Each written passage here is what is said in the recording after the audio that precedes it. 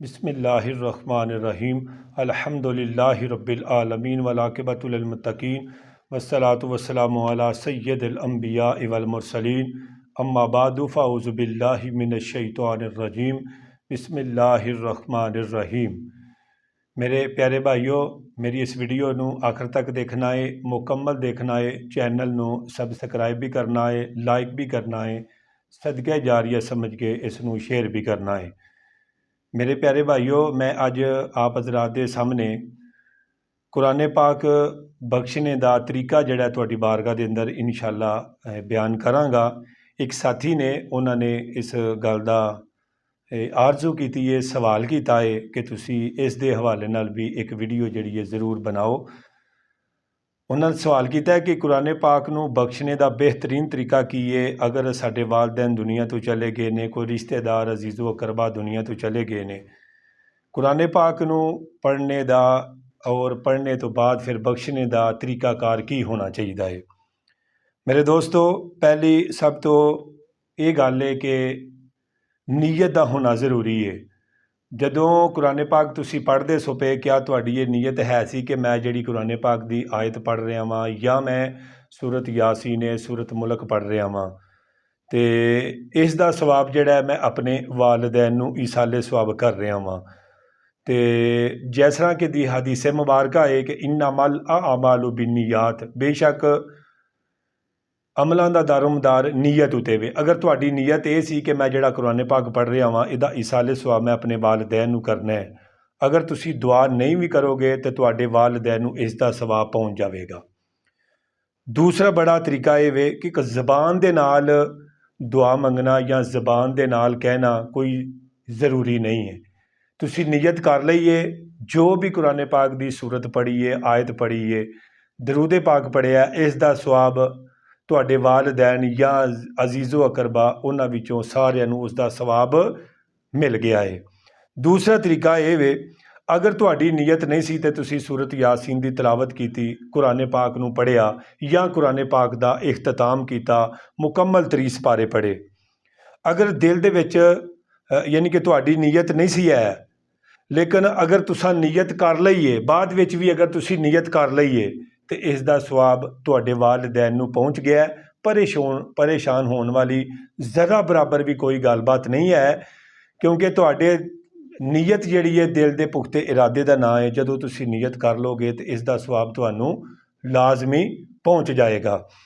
तीसरा तरीकाकार ये वे कि दुआ मंगण दा, अगर तुसी दुआ मंगना चाहते हो, कुरान पाक दीयां सूरतां तुसां पढ़ियां ने, सूरत मुजम्मल दी तुसां तलावत की, सूरत रहमान पढ़ी, सूरत यासीन पढ़ी या कुरान पाक नूं मुकम्मल पढ़िया, उहदा बेहतरीन तरीकाकार ये वे, सब तो पहले अल्लाह दी हमदो सना की जाए, फिर मदीने वाले नबी सल्लल्लाहु ताला अलैहि वसल्लम उत्ते दरूदो सलाम पढ़िया जाए, ठीक है जी।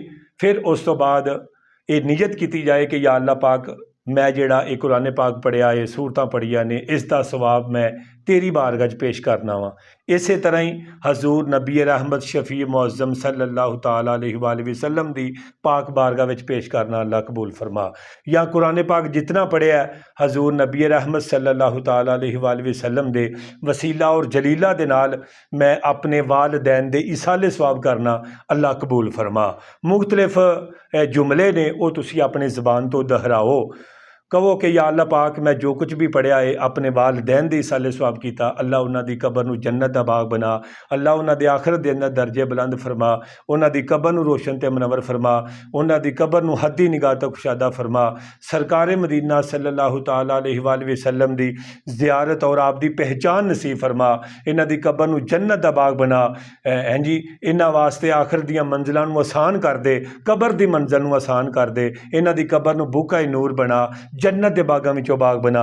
ये सारियां गल्लां तुसी जड़ियां अपनियां दुआवां दे विच मंग सकते हो। अगर रूटीन वाइज तुसी थोड़ा जिहा दुआ नूं ज़रा खुल के मतलब कि अल्लाह की बारगाह 'ਚ पेश करना चाहते हो तो फिर सब तो पहले जो कुछ पढ़िया अल्लाह की बारगाह 'ਚ पेश करना पवेगा। फिर उस तो बाद हजूर नबी रहमत की बारगाह के अंदर पेश करना पवेगा। उस तो बाद फिर 1,24,000 पैगंबर ने, 313 रसूल ने, 5 उलुल अज़म नबी ने, हैं जी, जितने औलिया इकराम ने तमाम की बारगाह 'ਚ इसका सवाब तमाम कब्रस्तान वाले उन्होंने इसाले सवाब करके तो फिर उस तो बाद अखीर ते आके तुसी ये दुआ कर सकते हो, या अल्लाह मैं जितनी तलावत की है मेरी नीयत ये वे कि मेरे वालदैन नूं इसका सवाब पहुँच जाए, तो खुद ब खुद ही इंशाअल्लाह इसका सवाब उन्होंने पहुँच जाएगा। हदीस मुबारक के अंदर आउंदा है, तफसीर मज़री के अंदर भी ये गल मौजूद है, और उस तो बाद काजी सनाउल्लाह पानीपती उन्होंने तफसीर मज़री है, उस दे अंदर भी ये गल मौजूद है, और शरह सदूर इमाम जलालुद्दीन सूती रहमतुल्लाहि तआला अलैह उन्होंने किताब के अंदर भी शरह सदूर के अंदर भी ये गल मौजूद है। हज़रत अनस फरमाते हैं कि मदीने वाले मुस्तफ़ा अलैहिस्सलातु वस्सलाम ने फरमाया कि जदों इंसान दुनिया तो चला जाता तो उन्होंने घर वाले सदके खैरात करते हैं या कुरान पाक की तलावत करते हैं। फरमाया जबरील अलैहिस्सलाम नूरानी थाल विच रख के ते कबर वाले दे सरहंदी खड़िया हो के ते एक गल कहंदा है कि ए गहरी कबर वालिया तेनू मुबारक होवे, तेरे घर वालिया ने तेनू तोहफा पेश किया है। ठीक है जी, वो कबर वाला लैके इतना बड़ा खुश हुंदा है कि सारी कायनात कट्ठी कर दी जाए, उन्होंने दे दी जाए तो इतना बड़ा खुश नहीं होगा जितना एक दुआ और इसाले सवाब करन दे नाल मरन वाला जड़ा है ना, यानी कि खुश हुंदा है। लिहाजा खुद भी दुआ मंगो और अपने वालदैन वास्ते भी दुआ करो, अपने वास्ते भी दुआ करो, अपने अजीज़ो अकरबा वास्ते भी दुआ करो। फरमाया जदों कबर वाला वो सवाब लैके खुश हुंदा है तो नाल दियां कबरां वाले उन्होंने देख के परेशान होंदे ने कि काश साडा भी कोई रिश्तेदार साडे वास्ते कुरान पढ़ के इसाले सवाब करदा।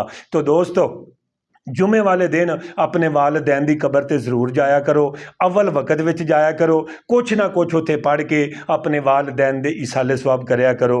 बल्कि जमी अल मोमिनीना जमी अल मोमिनात जमी अल मुस्लिमीना जमी अल मुस्लिमात अल्लाहुम्मा गफिर लिल मोमिनीना वल मोमिनात वल मुस्लिमीना वल मुस्लिमात।